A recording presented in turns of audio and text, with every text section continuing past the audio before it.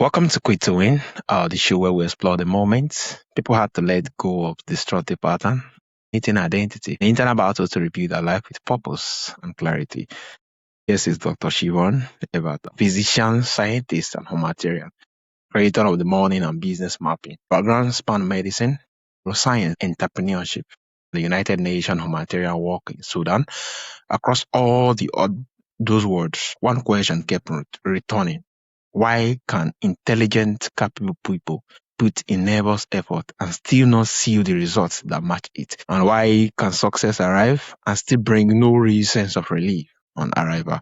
Her work now map the hidden structures driven money pattern, decision, and business execution, making visible when what has been shaping choices all along without the person realizing it. At the defining moment, what made staying was no longer an option. In her own word, she kept running into the same realization. They were treated symptoms, while the deeper drivers remain untouched.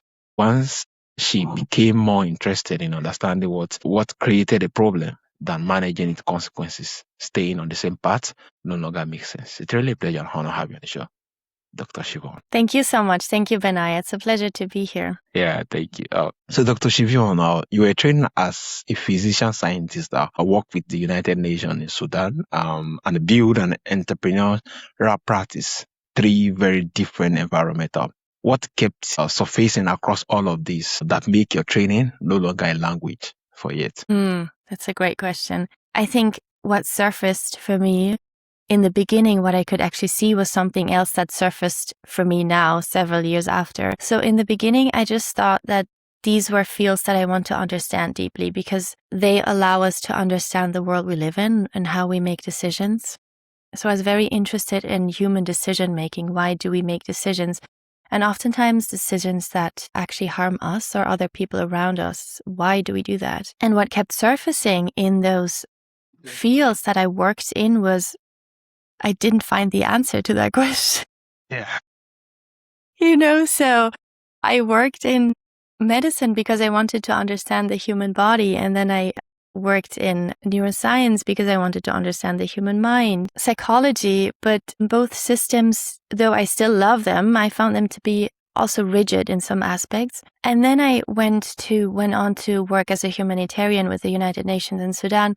At that point, because I wanted to break out of that rigidness, I wanted to come back to the pure, how can I say, my own instincts actually, and out of this very heavy thought-based perception, right? Yeah. And so I threw myself into this work in Sudan and I loved it. I had a fantastic team, and Sudan and working with the United Nations and seeing the revolution was what just the Sudanese peaceful revolution, that started in 2019, was just what blew my mind wide open to money, to global poverty, racism, proxy wars. It was just like, bam, suddenly, not at all that I understood anything, but I could see how little I understood. Yeah. Oh, that was really a whole lot on having to kind of understood what I was trying to get to meet at that particular crossroad. And also you described the shifts from managing consequences to understanding costs at the turning point that make your previous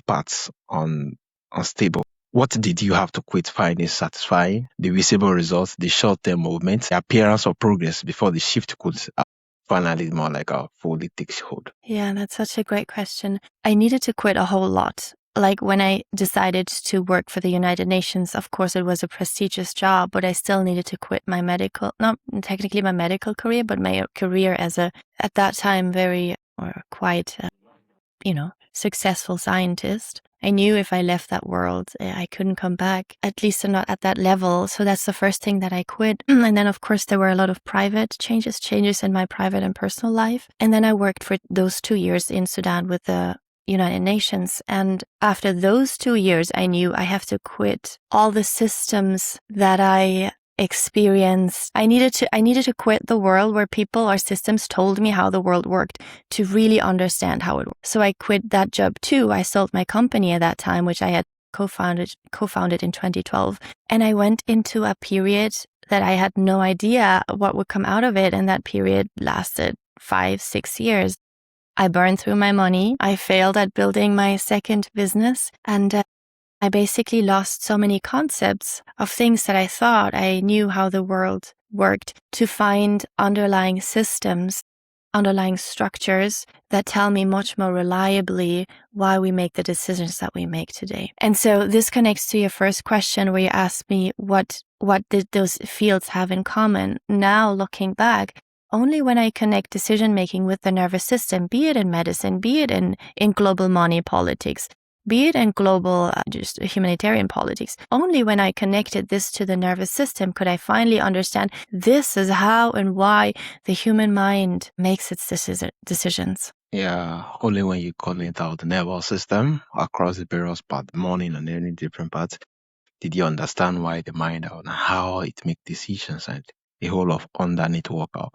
And your work now sit out the intersection of neuroscience, morning behavior, business execution, and a combination most people wouldn't immediately connect out. What did you have to quit out? Respecting about the professional boundaries and discipline or solo before you could actually map something that cross all of them? I think that's a good question, and one, that brings up some kind of discomfort, but in a good way. Yeah.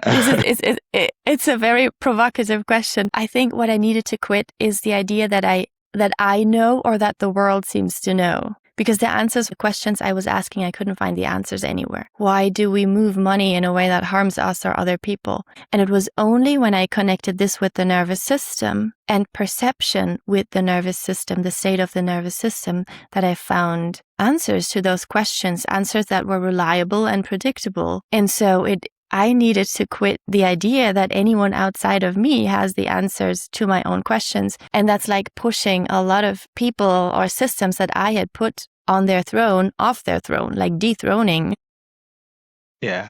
A lot of, conceptual ideas and systems to really see, and then through the money and business mapping that I do now, to reliably map individual systems and individual nervous systems to be able to help them see, make their own systems legible to them. This is why, this is how you act with money and in general in decision making, and this is why. This is your individual architecture.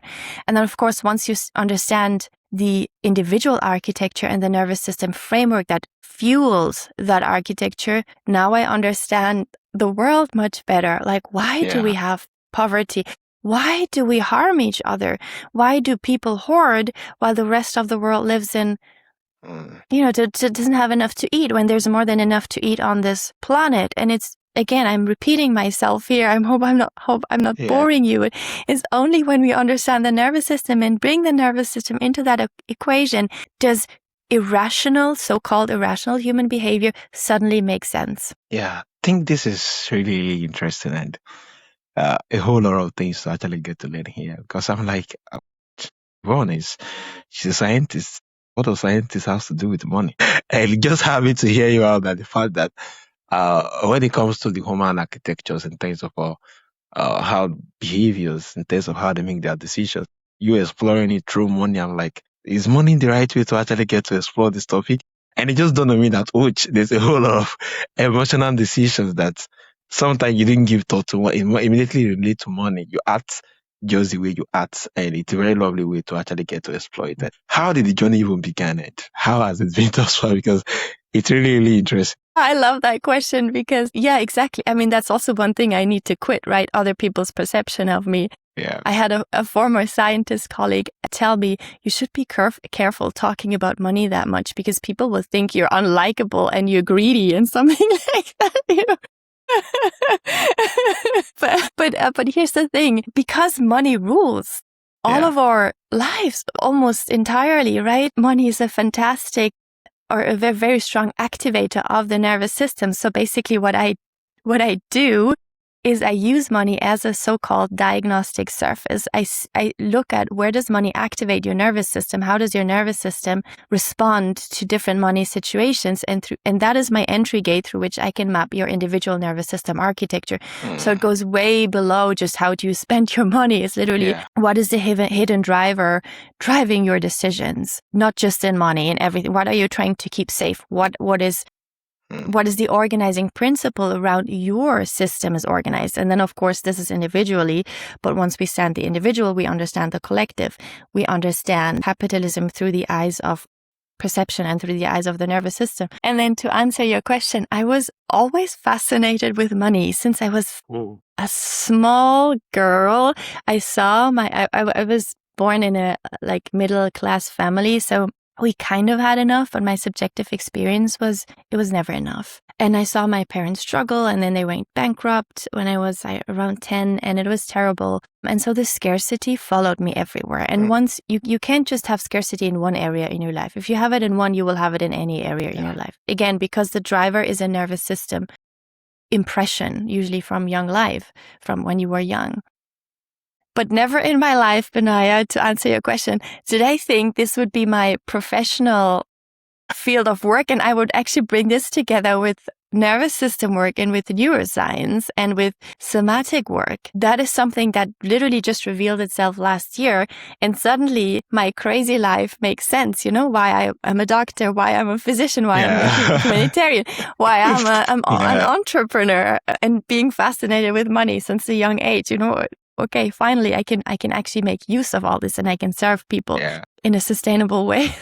Yeah. So, it's really lovely having to bring more like science to the issue of money, being that, money, because sometimes I wonder why people doesn't talk about money that much. Sometimes I even wonder why there is no more like a course dedicated to it, to see among the semesters, among your schooling, there should be a 4-credit load accredited to just money, being that it run our life all through. We keep chasing it even if we didn't cash it.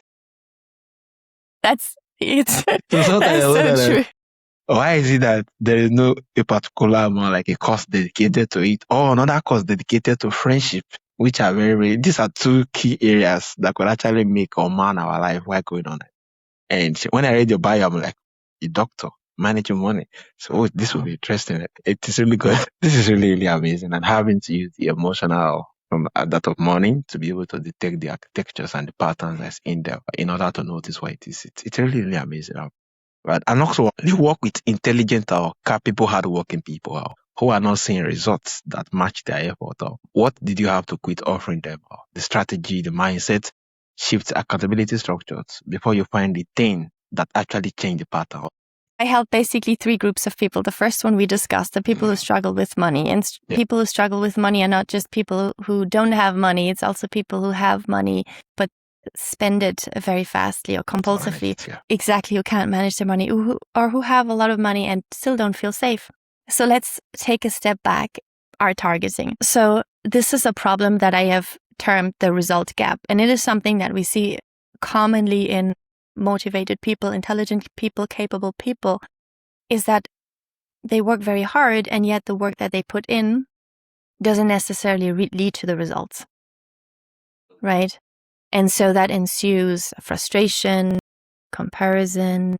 Eventually you start doubting yourself. Do I have what it takes? And so here's what I found when I started to map people. This is specific, like one of the very specific problems that people come to me with. And what I'm finding is that there's an underlying organizing principle that drives our decisions. This is usually imprinted into us in early childhood. And when this organizing principle stands in opposition to your desired goals, then this organizing principle will subconsciously work against your desired results because your system doesn't qualify those results as safe for you.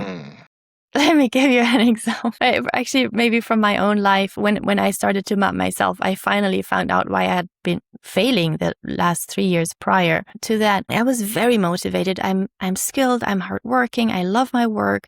And I was putting in a lot of effort and I was seeing very little results. And I got so frustrated and I doubted myself so much.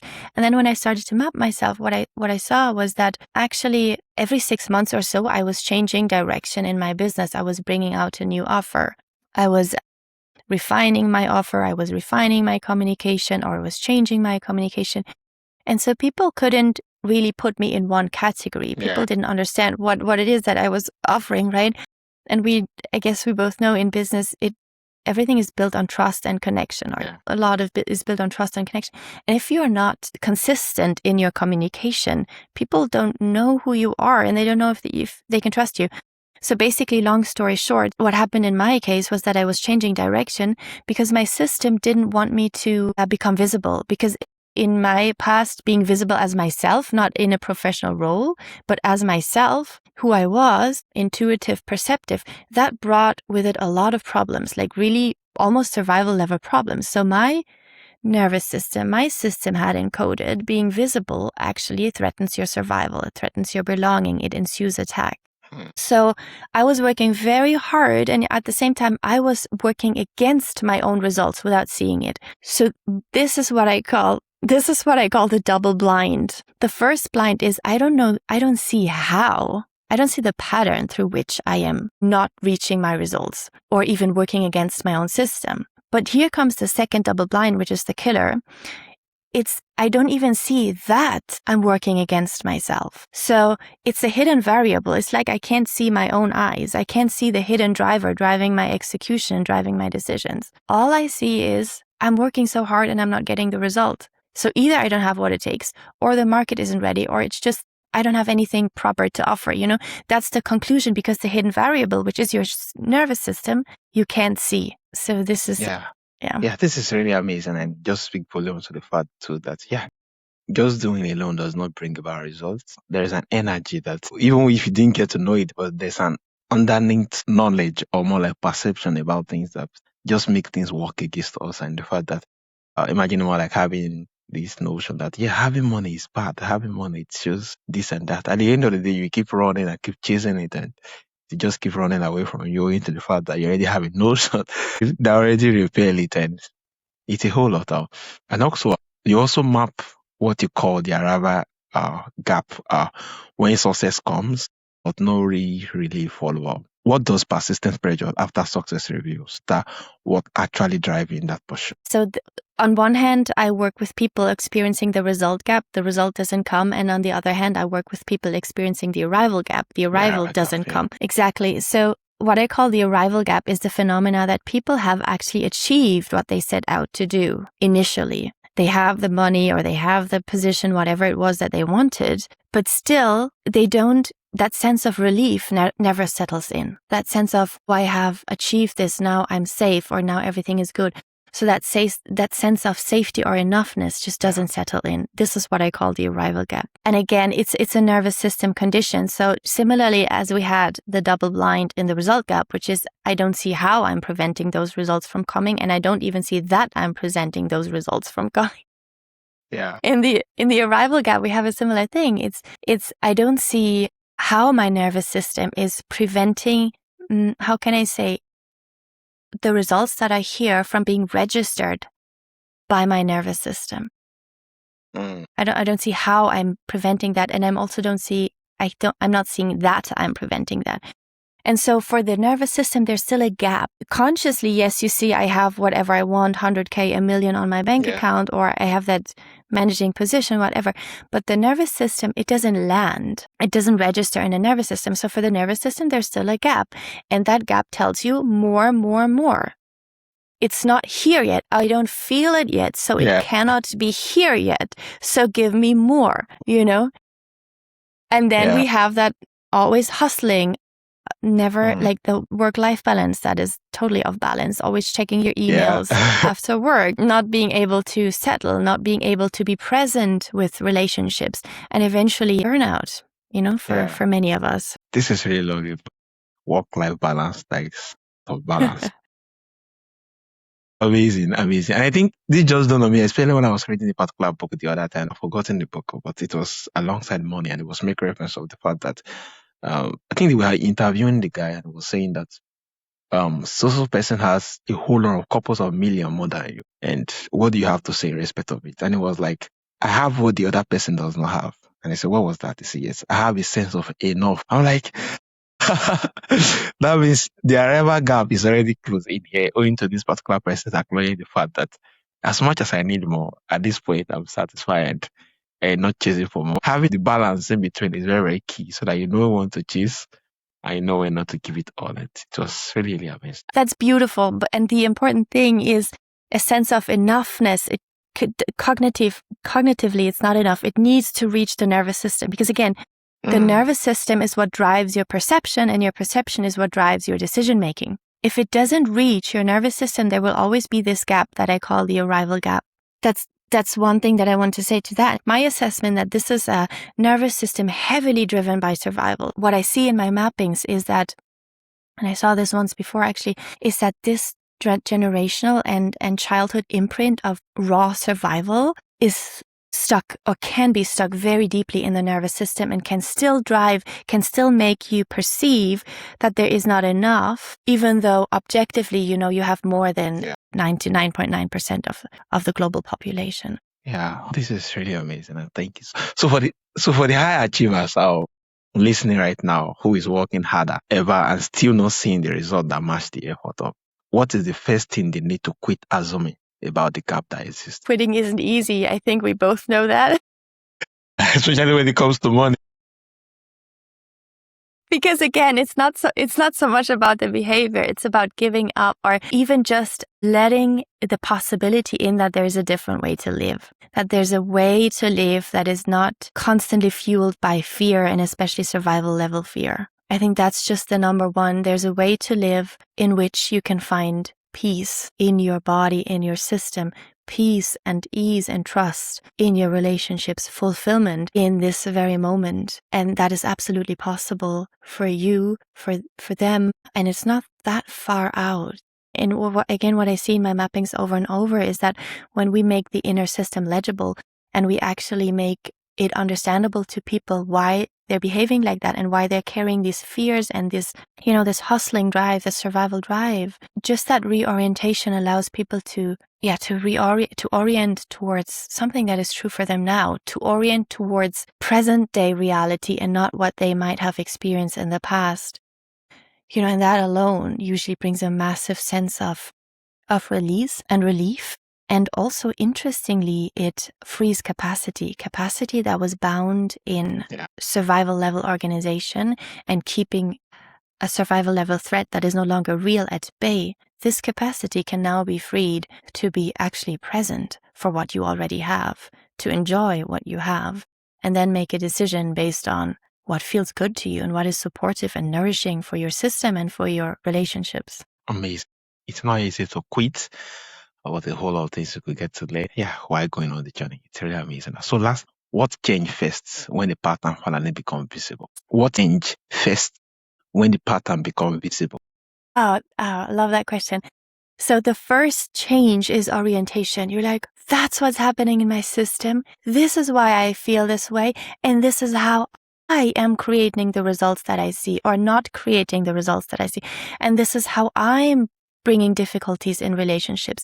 And this is why I don't feel fulfilled. And this is why I'm still suffering from survival level pressure. That's the first thing. It's this, this, I see now. I see what's going on beneath my own surface. And once you see that, you no longer make decisions with unknown variables. You start making decisions with known variables. Yeah. And while that might feel unfamiliar to your system, to your body, to your mind, immediately you will feel, oh, this actually feels right. This feels really good. This is what peace feels like. Oh, this is what fulfillment feels like. This is what arrival feels like. Oh, this is what agency, aligned agency feels like. Oh, this is what aligned embodied power feels like. Hang on, this feels native to me. This feels natural to me. All that survival level drive, that is not me actually, So it's real in that orientation, in that new orientation that people gain. It's a real homecoming and a settling of the nervous system. And usually after I've mapped people, I tell them take at least 1, better 2 weeks, just to allow everything that you have understood about yourself, to allow that to settle. Don't do anything with what you've just learned. And then after 2, 3, 4 weeks, you will gain a lot more clarity on what it is that you actually want and not what your nervous system plugged into survival is kind of dictating you to do. Amazing. The homecoming. Yeah, this is really amazing. A very lovely way of looking at it all around. Ouch. I think I'll have to revisit this again and get it to see different pattern in there because it's really amazing, pretty discussion being that it touches every integral part of our society and of our behavior.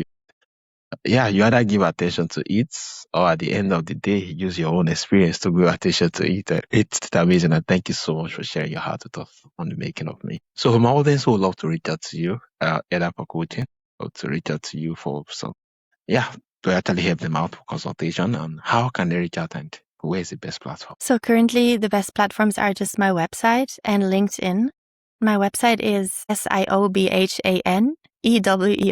That's my first name and my last name.com. There they can read about my offers. Currently I offer nervous system mapping, specifically money mapping and business mapping, and then one-on-one work. And then they can reach out there. They can find my contact details there, or they can follow me on LinkedIn, or we can connect on LinkedIn or reach out there. Those are my two current platforms, and I'm slowly, sustainably building more, but that's what I have for the moment.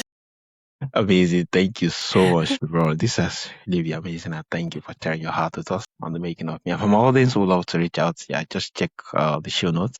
You see the link to our website to actually explore our different stuff you could actually get in there, and even our newsletter to continue exploring our work. Thank you, Siobhan. Yes. Thank you for a reminder that the pattern driving our decision is always there, whether we can see it or not, and that the precisions change everything once the structure becomes visible.